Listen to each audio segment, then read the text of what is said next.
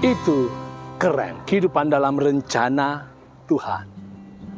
Dunia ini penuh dengan berbagai-bagai pertanyaan.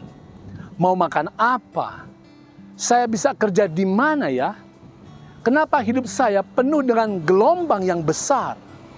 Ini semua adalah termasuk pertanyaan-pertanyaan yang mungkin kecil karena personal, tetapi sangat penting. Pertanyaan-pertanyaan besar, global, dan penting antara lain adalah, dari mana asal-usul dunia? Apakah yang akan terjadi dengan kehidupan manusia di hari esok? Kapankah kita hidup terbebas daripada penyakit dan kesusahan?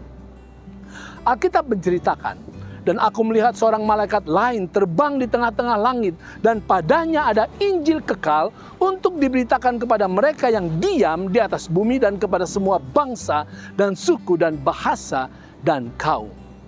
Saudara, malaikat surga ini membawa informasi penting untuk menjawab pertanyaan-pertanyaan besar, global ataupun pribadi.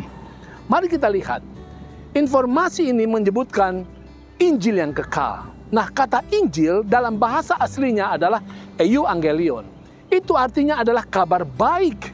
Khususnya biasanya itu adalah kabar baik tentang kemenangan dari suatu medan perang, medan pertempuran, medan pertikaian yang besar.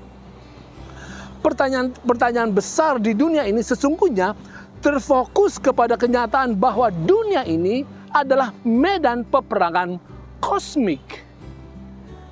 Setan bersama malaikat-malaikatnya telah memberontak terhadap Allah pencipta.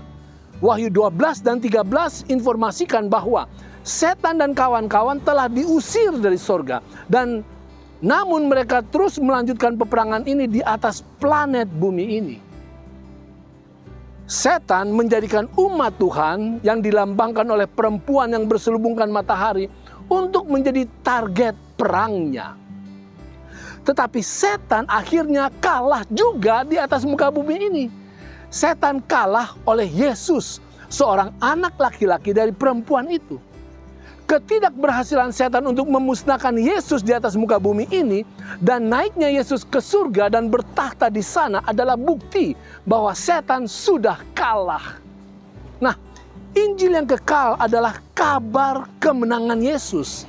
Itu adalah kabar kemenangan Allah. Dan itu juga adalah kabar kemenangan manusia atas setan.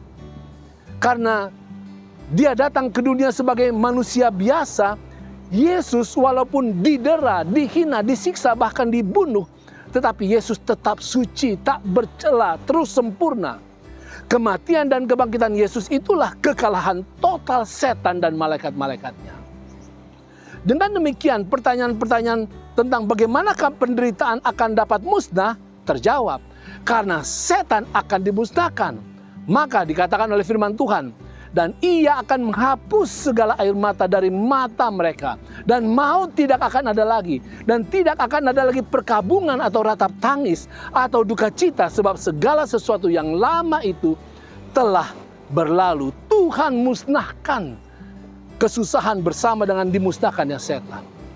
Pertanyaan besar yang kedua adalah, apakah yang akan terjadi pada dunia ini di hari esok?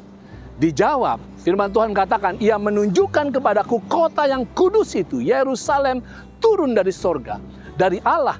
Kota itu penuh dengan kemuliaan Allah, dan cahayanya sama seperti permata yang paling indah, bagaikan permata yaspis, jernih seperti kristal.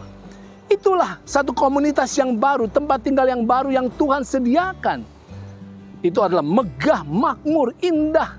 Tidak ada lagi laknat. Artinya dunia hanya akan penuh dengan damai sejahtera. Pertanyaan besar yang ketiga tentang dari mana asal-usul dunia ini? Firman Tuhan katakan, Injil yang kekal, bahwa dunia ini berasal dari pencipta. Dan dunia ini akan dipulihkan sepenuhnya. Maka Allah akan melihat kembali segala yang dijadikannya itu sungguh amat baik. Tuhan memulihkan apa yang dia sudah ciptakan pada awalnya. Dan ketahuilah saudara, segala pertanyaan-pertanyaan kecil tetapi penting juga akan dituntaskan Allah dalam hidup Anda sejak sekarang kalau Anda menerima Yesus, menerima Injil yang kekal, yang merupakan kasih karunia Allah kepada Anda dan saya. Itu keren.